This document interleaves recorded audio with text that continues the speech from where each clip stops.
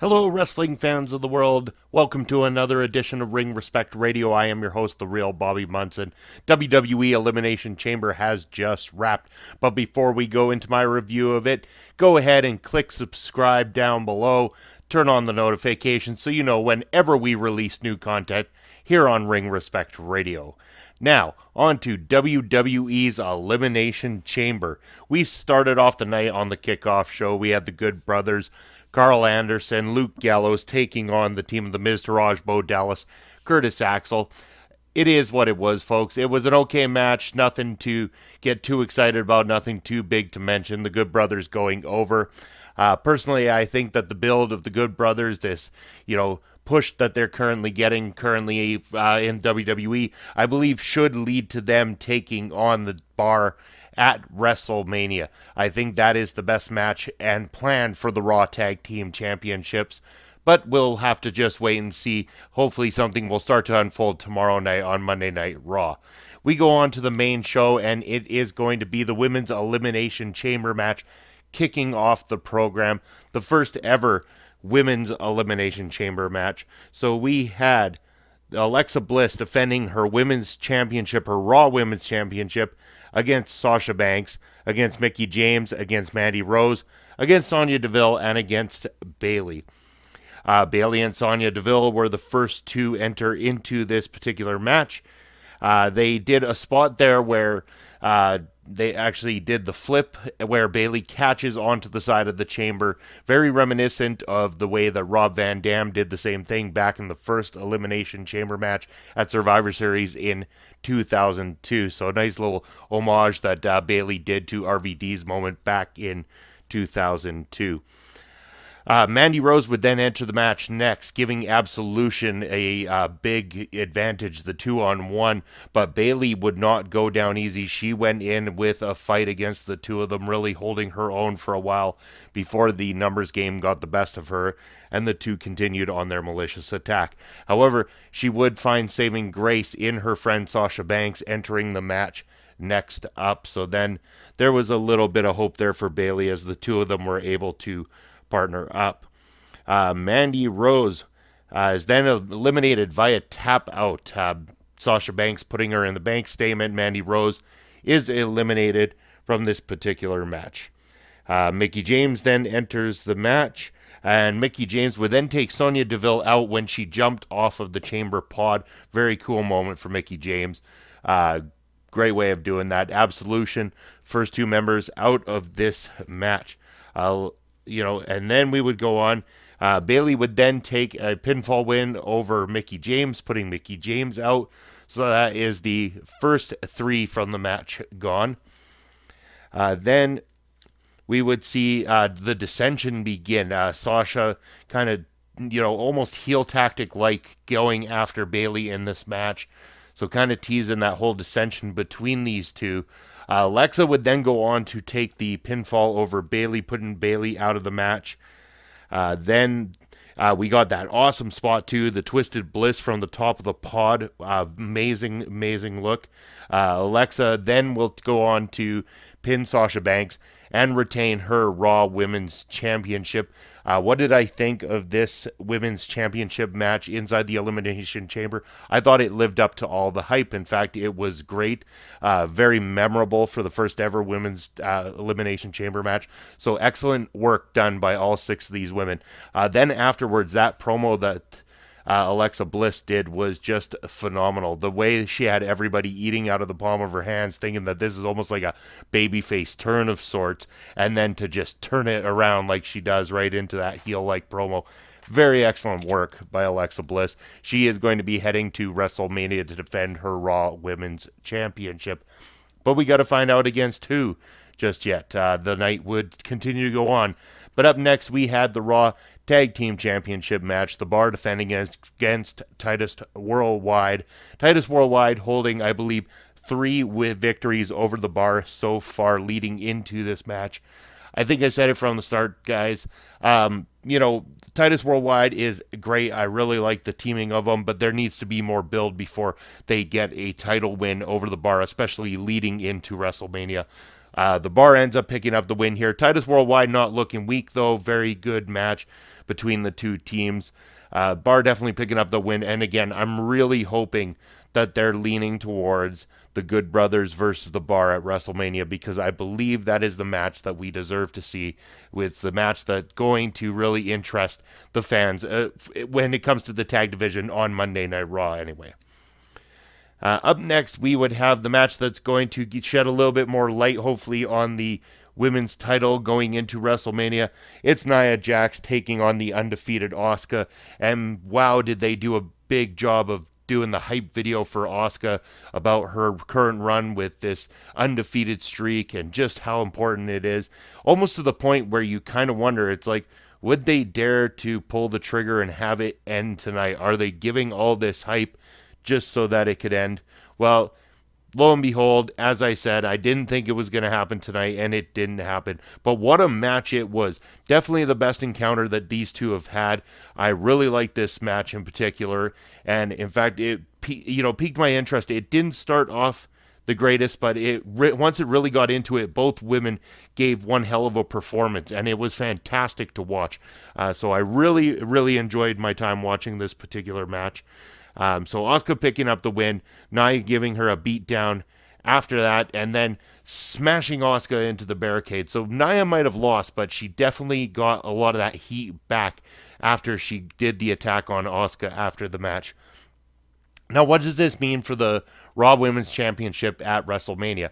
Now, again, we could assume that we're going to get Alexa Bliss versus Asuka, because of Asuka winning earlier in the winning this match in particular, and then Alexa winning earlier in the night. However, Asuka hasn't exactly said who she is going to face. Asuka still very well could put forth a challenge to the SmackDown Women's Champion Charlotte Flair, and we could see Asuka versus Charlotte over on that side, leaving the Women's Championship on Raw kind of wide open. We know that Alexa will be defending the title, but against who? Could there still be an opportunity for Nia Jax to go to a title match at WrestleMania against Alexa Bliss?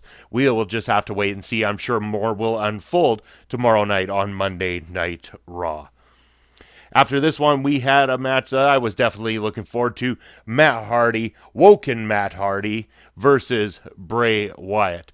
So Woken Matt Hardy coming out first after they played a fun little promo that really tied in well to this particular match. Woken Matt Hardy coming out, and then Bray Wyatt doing the whole lights out, disappearing trick. He comes, all of a sudden the lights come back on. He's inside the ring, but Woken Matt Hardy was not. The coat was inside the ring. Bray's looking all over the place for him, and a sneak attack happens. Woken Matt Hardy really delivering the goods here in this particular encounter. Really got over when Matt Hardy started doing the clap for Bray Wyatt. That's really seeming to catch on with the audience, so that was great to see. These two just had fun in that ring tonight, and that is what has been special about their encounters, about the way they're working together. And fun is half the battle. If you're enjoying what you're doing, the audience will also enjoy it as well. And I think that's what we're starting to see with Matt Hardy and Bray Wyatt. I don't want to see this one be over and done yet. I think that it has more to deliver. We're not over it yet. I want to see more of Matt Hardy and Bray Wyatt. I think they could have a lot of fun leading into WrestleMania and even do something wild and spectacular at WrestleMania. Could you imagine, little segments being done with the Wyatt family,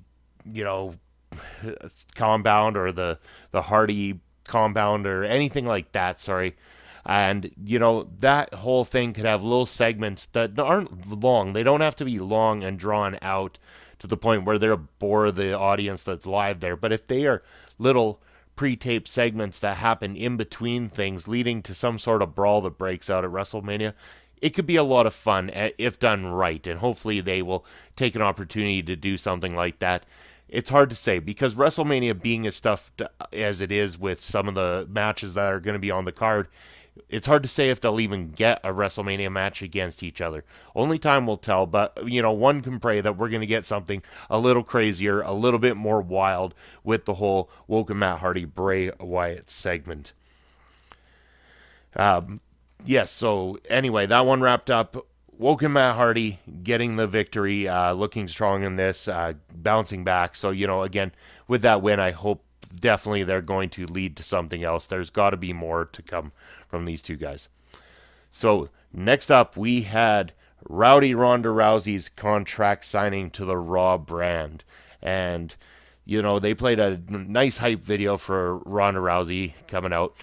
Kurt Angle comes out, followed by Triple H and Stephanie. And at this point, I've kind of already figured out that what I said in my predictions video is the way things are going.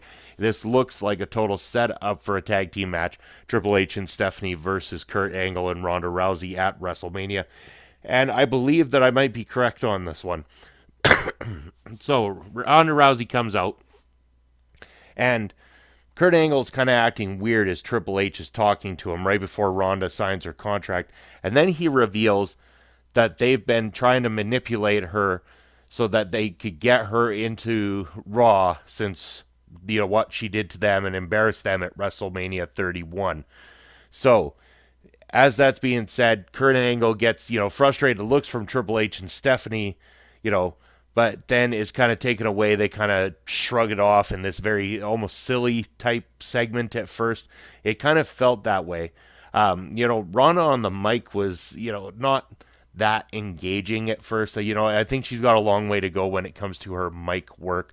So this segment, I think at first I was kind of being taken away from it. It didn't seem very impactful until Kurt Angle was out of the ring, up the ramp, and Triple H gets picked up by Ronda Rousey and put through the table. And then when Stephanie turns around and slaps Ronda across the face, and that audience in Las Vegas starts chanting, "You fucked up," I was back and engaged. This was exactly the way this needed to go. This is the way it needed to wind itself up. Ronda with that evil, glaring stare down on Stephanie, letting her know that you got that one in, but it's going to be the last time you get one in because she's coming for you. And so I think I'm correct. I think WrestleMania, we're leading to Kurt Angle teaming up with Rowdy Ronda Rousey now on the Raw brand to take on Stephanie McMahon and Triple H. So that's where that one goes. And now we go on to the main event, the Men's Elimination Chamber.